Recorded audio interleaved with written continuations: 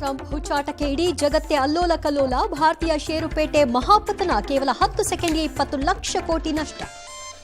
ವಾಣಿಜ್ಯ ಯುದ್ಧವನ್ನ ಔಷಧಿಗೆ ಹೋಲಿಸಿದ್ರು ಟ್ರಂಪ್. ಪ್ರತಿಕಾರ ಸುಂಕ ಹಾಕಲ್ಲ ಅಂತಾರೆ ಭಾರತ. ಷೇರುಪೇಟೆ ಸ್ಥಿತಿಗೆ ಮೋದಿ ಕಾರಣ ಅಂತೂ ಕೈಪಡೆ. ಅಲ್ಲೆಲ್ಲ ಬಿಜೆಪಿ ಜನಾಕ್ರೋಶ ಯಾತ್ರೆ ಹೊತ್ತಲೇ ಶಾಕ್. ಸಿಲಿಂಡರ್ ಬೆಲೆ 50 ರೂಪಾಯಿ ಹೆಚ್ಚಿಸಿದ ಕೇಂದ್ರ. ರಾಜ್ಯದ ಕಮಲ ನಾಯಕರಿಗೆ ಮುಖ್ಯಮಂತ್ರಿ ತರಾಟೆ. ಬೆಂಗಳೂರಿನಲ್ಲಿ ಯುವತಿ ಮೇಲೆ ಲೈಂಗಿಕ ದೌರ್ಜನ್ಯ. ದೊಡ್ಡ ನಗರದಲ್ಲಿ ಇದು ಸಾಮಾನ್ಯಪ್ಪ ಅಂದ್ರು ಪರಮೇಶ್ವರ್. ಲಘು ಹೇಳಿಕೆಗೆ ಆಕ್ರೋಶ.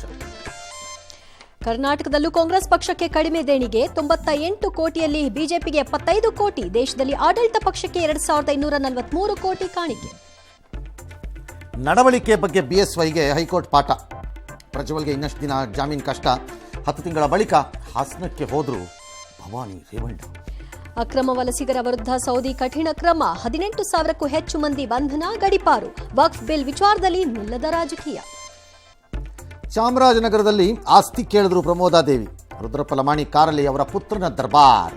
ಪಂಜುರ್ಲಿ ಬಳಿ ಕಷ್ಟ ಹೇಳ್ಕೊಂಡ್ರು ರಿಷಬ್ ಶೆಟ್ಟಿ.